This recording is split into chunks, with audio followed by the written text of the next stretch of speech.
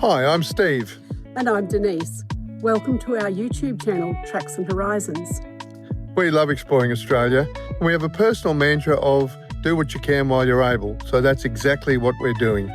Spices Gap is just outside Boona.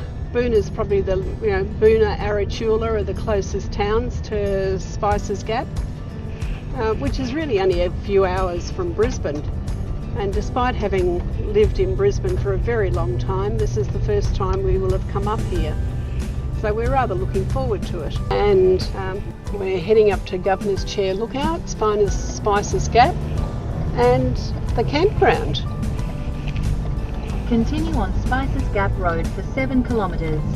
So 7 kilometres for a while.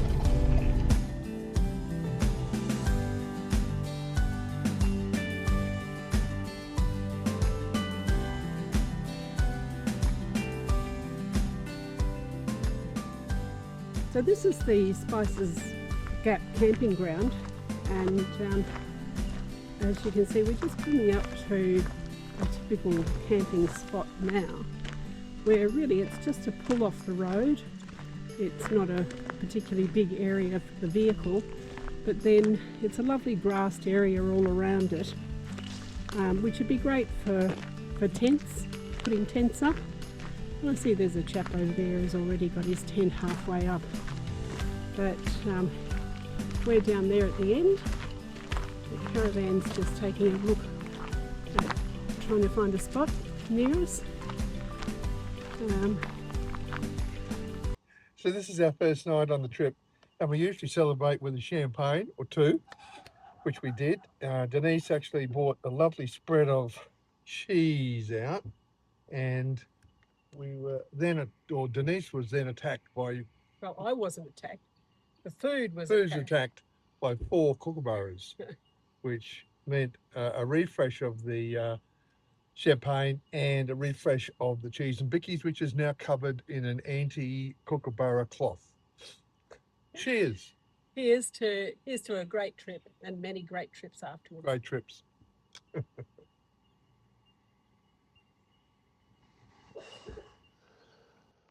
Today's a bit of a miserable day, as you can see, and but we're going to go for a short walk just to see the pioneer graves near the campsite. This is a little remembrance thing. Apparently in the 1920s, the cemetery where they think about 13 pioneers were buried, was just about disappeared through bushfires and so on. Anyway, in 1932, a teacher at one of the local schools and the Boy Scouts came up here and they built this cairn down here. They're commemorating, as I said, these 13 lives that were lost up here, most of them without any, no record of their names or how they died or when they died or anything, except that one of them is a Mrs. Cooper, and she used to help her husband, the bullocky, take the wool drays, carrying the wool down to wherever. Moreton Bay, okay. And as they were going down a very steep incline, she was actually knocked off the dray and must have been carrying her infant child at the same time because they were both killed. And she's buried here somewhere as well. It was a tough life for the pioneers back then.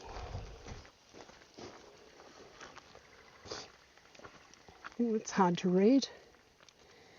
This cairn is raised to the memory of the unknown pioneers who sleep here till the daybreak and shadows flee away. Today we're following in the footsteps of the early pioneers, walking to Moss's Well before climbing to Governor's Chair for sweeping views, then continuing along the Heritage Trail to see the original track that once guided the pioneers through this rugged landscape. Why do they call this a rainforest? Look up there at the moss on the branch, just to show how this is a lot of times is in the clouds and the mist. A shortish walk along the road brings us to Moss's Well. This is it. Okay. So they've actually built a well here, but it is a natural spring. And apparently, water was a major problem in the maintenance of this road because it's such a boggy area. So the groundwater levels are obviously very high. This is the spring. And look, it flows up through here. You know, it doesn't look spectacular, but I bet you in 1850 when you haven't got any water, it's pretty spectacular. Yeah. Now check this out.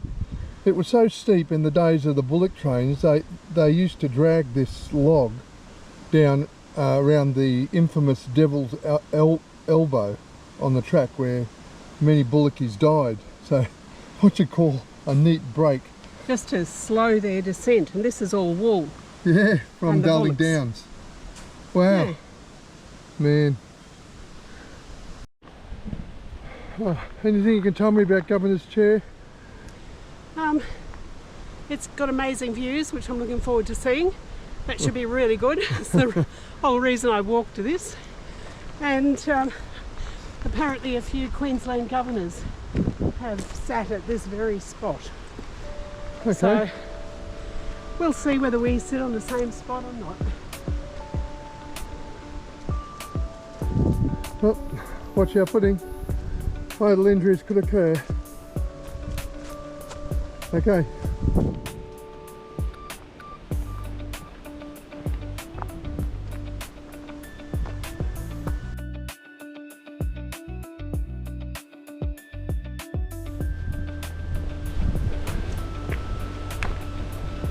Whoa. Wow. Oh man, look at that. Whew. That's incredible.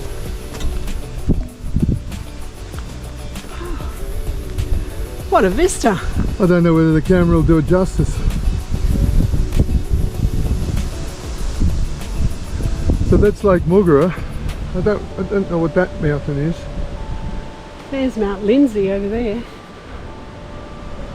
Wow. Yeah, so if this is the gap, then, you know, the bullockies had to get down there. When they got down to the bottom, they still had to get all the way to Ipswich in like 1850 or whatever it was. So that would be, I suppose, a railway line from there. I don't know, but I suppose there was. Yeah. But there was Cunninghams Gap too, but they stopped using that, didn't they? Yeah. Because it was too steep. Yeah, man. But we'll go for a walk soon on that heritage trail, which is hopefully will take us to the actual gap that they went over. Oh, okay. Because they certainly didn't go over this. It's 150 metres straight down. Hell of a gap. We're just about to start down the walk which they call the Heritage Trail, and this is one of the actual roads that they took these bullock teams on. And apparently this says that Robert Austin was the surveyor, and he did a very, you know, according to today's standards, a very good job of doing gentle curves and you know, attending to drainage and so on for these roads. So he, you know, back in the 1840s, he did a pretty good job. Anyway, as they were going up the ranges, a couple of the bullockies would actually put their teams together to pull both drays up the range. So there could be 20 bullocks all harnessed together to pull the wool up the range.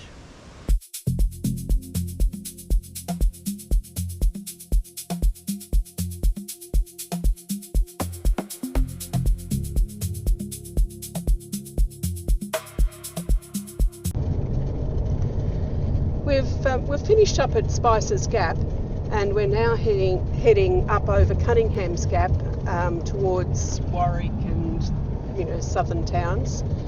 But I just thought I'd mention that while Spicer's Gap was the original way to get from the Darling Downs down to the coast.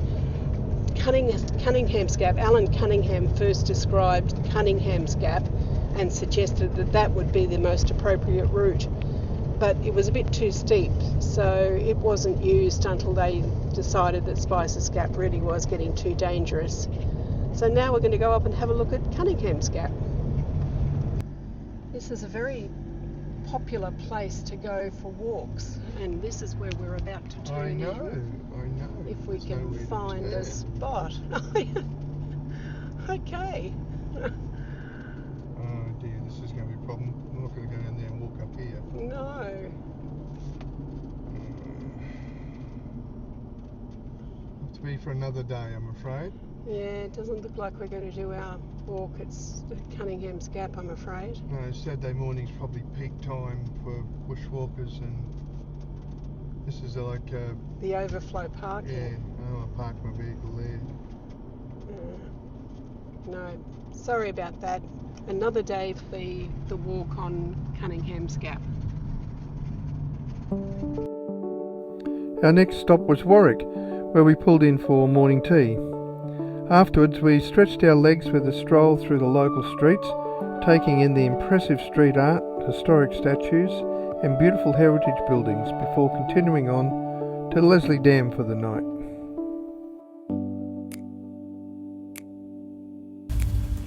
Leslie Dam supplies water to towns across the Southern Downs, including Warwick, and also supports the region's agricultural irrigation. But it holds a special place for my family, as we spent many Christmases here with aunts and cousins and uncles and so on, because my uncle worked here managing the dam, and his dedication was so highly regarded that a park on the shores of Leslie Dam was named in his honour, Foster Park.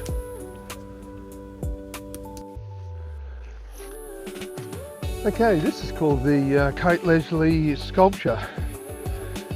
Kate Leslie was the daughter of some of the founding families here in the Warwick area, the Leslie family.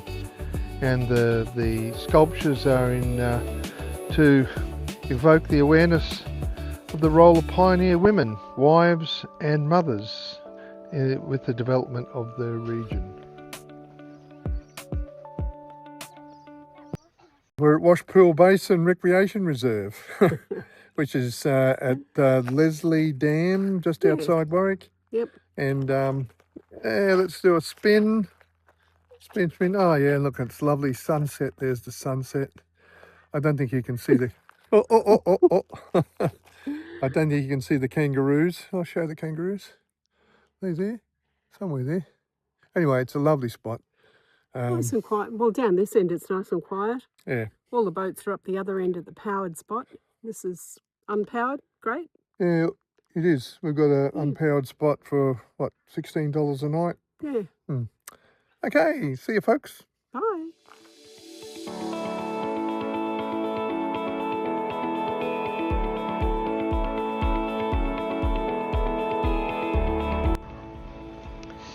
We're at Goondiwindi, and we're walking along the Goondiwindi River Walk, or the McIntyre River Walk, which is a 3k walk. Not particularly challenging, as you can see, seeing it's paved all the way, but nevertheless very pleasant, and lots of birds. Oh, look at that. That's the weirdest toilet I've ever seen. How do you get into it? Oh, hold on. No, it's a pumping station, not a dumping station.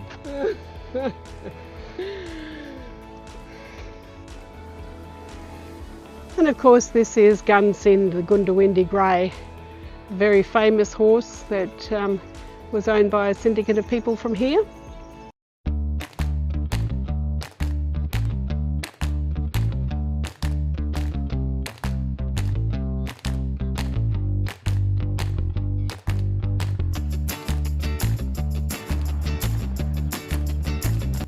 Well, this is the McIntyre River, named by Alan Cunningham when he came through after his sponsor who was named McIntyre.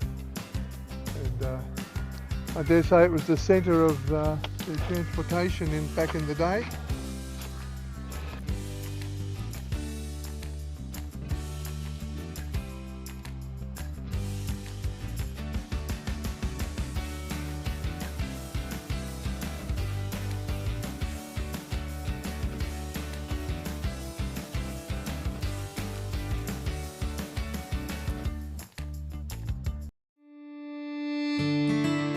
Next episode, we're going to be in Artesian Springs country, where we'll experience lots of artesian pools and get totally relaxed.